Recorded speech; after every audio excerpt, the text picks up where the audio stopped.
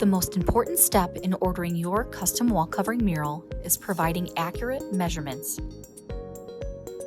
First, measure the width of your wall from left to right.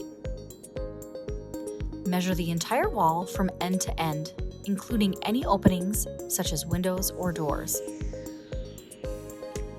These areas will be trimmed away during installation. Write your width measurement down on a piece of paper.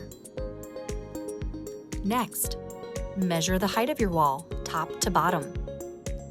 If you have crown molding or baseboard, do not include these in your measurement. Write down the height of your wall. A good rule of thumb is to measure twice to make sure your measurements are accurate.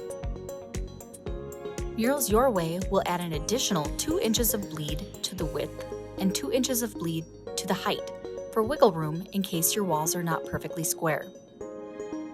If you are unsure of your measurements or have any questions, we are here to help. Please contact our sales department.